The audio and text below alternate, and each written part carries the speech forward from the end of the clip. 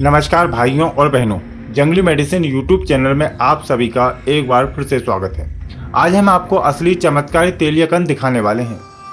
ध्यानपूर्वक वीडियो को अंत तक देखिएगा, जानकारी बहुत ही महत्वपूर्ण है तथा अंत में आपको उखाड़ कर भी बताएंगे। और हाँ, यदि आप दुनिया की सभी प्रकार की जड़ी बूटियों की पहचान और उनके औषधीय फायदे जानना चाहते हैं तो हमारे चैनल जंगली मेडिसिन यूट्यूब चैनल को अभी सब्सक्राइब करें और बेल आइकन को भी दबाएं। इस वीडियो को लाइक करें और देखते रहें। तेलीय कंद बहुत ही जहरीला होता है, फिर भी आयुर्वेद में इसके काफी सारे औषधीय प्रयोग वैद्य की देखरेख में किए जाते हैं। ये भयानक और बड़ी बीमारियों को भी दूर कर देता है, जैसे कि कैंसर, अस्थमा, मिर्गी, सफेद दाग, चर्म रोग, नपुंसकता, सफेद बाल आदि की समस्याओं को बिल्कुल ठीक कर देता है।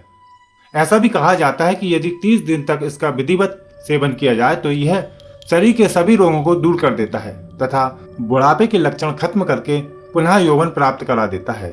यहाँ तक कि सफेद बालों को पुनः काला कर देता है तथा शरीर में शक्ति का संचार और अपार बल की वृद्धि होती है। तेलीय कंद की कई प्रजातियां होती हैं और कुछ वनस्पतियां देखने में एक जैसी होती हैं, जिसके कारण इनमें भेद कर पाना मुश्किल हो जाता है। इसमें कुछ नर पौधे और कुछ मादा पौधे भी होते हैं।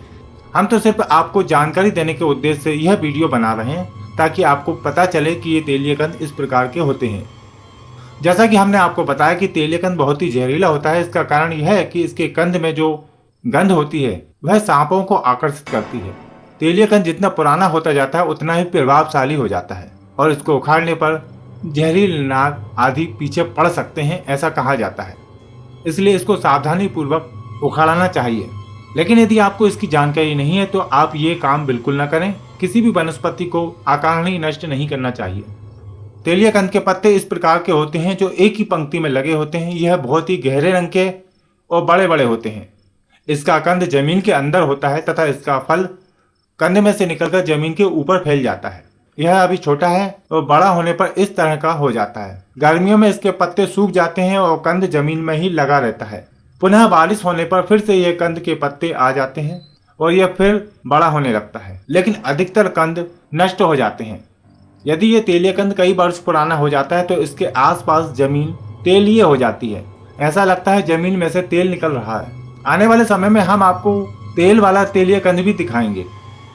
इस तेलीय कंद को औषधीय प्रयोग करने से पहले इसको शुद्ध किया जाता है और शुद्ध करने की विधि बताई जाती है कि इसके कंद के छोटे छोटे टुकड़े कर 3-4 दिन के लिए गौमूत्र में रख दिया जाता है। उसके बाद गौमूत्र से निकालकर देसी गाय के दूध में इनको खूब उबाला जाता है। 1/4 दूध रह जाने पर इसको उतार कर ठंडा कर लिया जाता है तथा दूध को जमीन में गड़ा दिया जाता है ताकि कोई पशु पक्षी इसका सेवन न कर सके। और बचे हुए तेलीय कंद को गर्म पानी से धोकर छाया में सुखा लिया जाता है और फिर इसका चूर्ण बनाया जाता है। मात्रा किसी वैद्य की देखरेख में निर्धारित करनी चाहिए, अन्यथा बहुत ही हानि हो सकती है। इस तेलीय कंद की दिव्य औषधियों में गणना की जाती है तथा इसके तांत्रिक प्रयोग भी किए गए हैं तथा इससे सोना बनाया जाता था, जो अन्य धातुओं के साथ रासायन क्रिया करके उन धातुओं को सोने में परिवर्तित कर दिया करता था। लेकिन आज के समय में ऐसा संभव नहीं है, क्योंकि ये क्रियाएं बहुत ही जटिल और असंभव होती थी, क्योंकि इनके साथ अन्य औषधियों का प्रयोग भी किया जाता है। इसको खोदने पर किस प्रकार का कंद निकलता है, चलिए देखते हैं। खोदते समय सावधानी और सतर्क रहना पड़ता है और इस प्रकार का इसके अंदर कंद निकलता है। और साथ में आपको ये कंद भी देखने को मिल रहा होगा। ये कंद नहीं है, ये इसका फल है जिसके अंदर बीज निकलते हैं। इसको आप फूल भी बोल सकते हैं। यहाँ पर ढेर सारे तेलीय कंद लगे हुए हैं जिनकी हम देखभाल करते हैं और किसी भी वनस्पति को उखाड़ने के बाद हम उसको पुनः जमीन में गड़ा देते हैं, क्योंकि यदि हमें उसकी आवश्यकता नहीं है तो हम उसको अकारण ही नष्ट नहीं करते हैं। इसी प्रकार से हम इस तेलीय कंद को भी दोबारा जमीन में गड़ा देते हैं। एक कहावत है कि जहर जहर को मारता है, इसलिए सांप और बिच्छू के काटने पर इस तेलीय कंद के कंद को निकालकर पीस कर काटे हुए स्थान पर लेप कर देने से जहर का असर तुरंत खत्म हो जाता है। ऐसा कई लोगों ने बताया है।